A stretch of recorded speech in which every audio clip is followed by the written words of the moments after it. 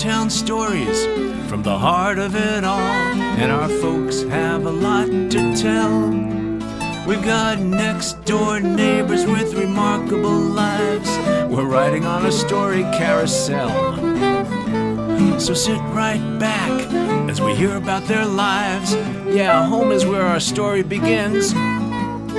Families, neighbors, and friends, the love never ends. Right here in Miami Springs, right here in Miami, and Virginia Gordon's here in Miami Springs.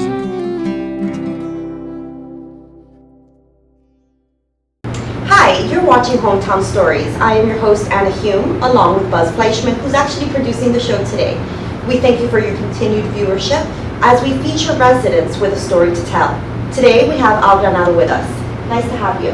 Thank you for having me. I'm pleased to be here with you. Thank you so much. Tell me a little bit about your history. First, how long have you been a resident of our beautiful city?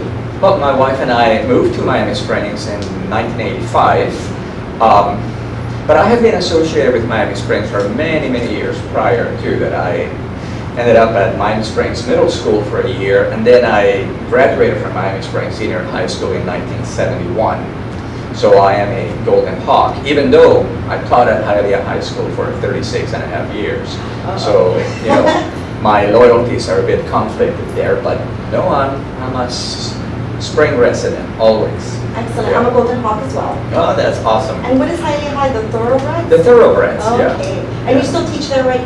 No, fortunately, I retired last year, so I have a little bit less than a year of retirement under me, and I'm real happy about that. Well, congratulations. Thank you. Okay, so your last name I have to ask, which I think I know where you're from, but I'll let you say. I want to know a little bit about your history. Were you born in Miami? No, I was born in Santiago, in Cuba, and my family actually migrated from Spain, the southern part of Spain, Andalusia, to Cuba. My family did well, but we lost everything in the revolution. I was born in 1951, and by 1959 we had lost everything. My parents decided to migrate, but for one reason or another could not. They were accused of counter-revolutionary activities, and we took the opportunity, that is my parents did, to send my sister and I to the US by ourselves in something that is known as the Operation Pedro Pan, which is where approximately 16,000 children were sent by themselves to the US. The parents were afraid that the communist regime was going to take the children and indoctrinate them into communist ideology, and therefore they decided it would be best to, you know, get the children out first, and then they would come out as the opportunity arose. My sister Beth and myself got here to Miami in 1962. We were sent to a refugee camp called Florida City, and from there we were shipped out to two separate orphanages in Denver, Colorado. I went to a place called St. Vincent's Home for Boys, and my sister ended up in Queen of Heaven. It was an interesting experience, as you can imagine, but I will say this: even though there were a lot of negative aspects to it, you're torn away from your family and your home, there was a great deal of positive as well.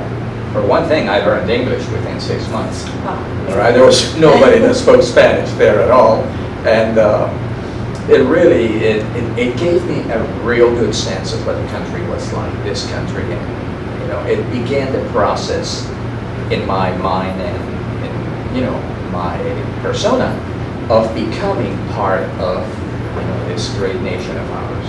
And how old were you again when you were sent off to Denver? I was about 10 years old. Okay, that must have been devastating. It was not an easy road to travel, I must say.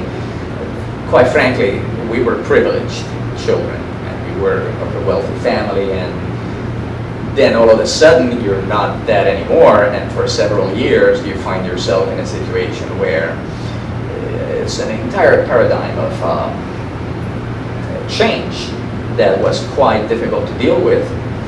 But you know the old saying, what doesn't kill you makes you stronger. Absolutely. And I think that has been proven so many times, certainly with my experience, it has been proven. And you got to see your sister a few times a month? I got to see her once a month, Okay. and it was an interesting thing, you know, a bunch of us would walk over to the girls' orphanage. It was a great trip, you know, because I lived in a boys' orphanage, and we had to go to the girls' orphanage, so it was quite exciting. Apart from the fact that I got to see my sister, I could see girls, you know, which was really great. Good. You know. Did you meet anybody that you stayed in contact with? Quite frankly, you know, the kids that I came in contact with were really great. But once I returned to Miami, it was very, very difficult to pick up where I had left off. You know, I mean, when I got off the plane to come back to Miami, I hardly recognized my mom. Just the years had gone by and I had grown up, and you know, I mean, I was a teenager at the time. So I tried to keep in touch with the kids from the orphanage. But the truth of the matter is that, well, to begin with, it's hard to explain. Let me put it this way. There's only, as far as I can tell, there's only one of that close group that I knew of that is still alive. You know, they've all either died from miserable circumstances, or one of them was shot by the police in an attempted robbery. And, you know, I had a life that I had to once again build here in Miami. And so, you know, perhaps I should have kept in touch with them, but I did not. And Now sometimes maybe you I can. regret that, you know, perhaps now I can. Somebody pick up, sees you the know. show and Precisely. they'll get in Yeah, contact with you. exactly. So that's wonderful. And why Miami Springs? I'll tell you, when we moved back to Miami, you know, we were in absolute poverty. Absolute poverty. I don't think that I can convey to the individuals that certainly not my own children. They have no idea, no notion what that's like. But, I mean, it was really difficult. And we lived in a small place in, you know, West Hialeah, which was only about 2 blocks away from the drawbridge. I'm sorry, the catwalk between Hialeah and Miami Springs, close to the high school. And so I ended up going to Miami Springs Middle School and then Miami Springs High School. And I always, and I'm not trying to denigrate Hialeah, great place, but I always walked in that catwalk, and it was almost like I was walking into a different world when I came to Miami Springs. So even as a child, I just felt a compulsion that this is where I wanted to live, this is where I wanted to raise a family.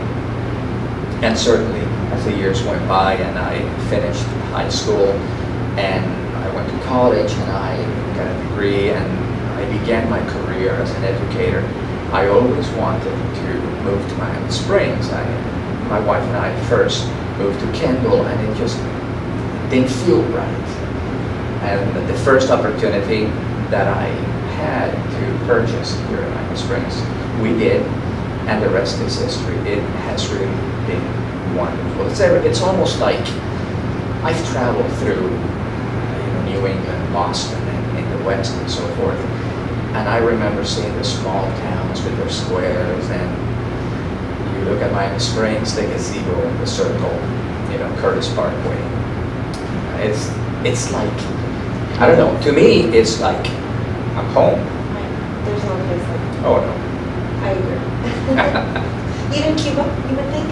I don't remember much of Cuba, to be quite honest with you. And I'm, a first-generation Cuban. My father came from Huelva, Spain. My connection to Cuba, certainly, I have a cultural connection to it. And, I speak the language. I have all the holidays. I love the music. And, I married a Colombian girl, beautiful Colombian girl. But I don't know. I just believe red, white, and blue. I love it. Yeah. Just like me.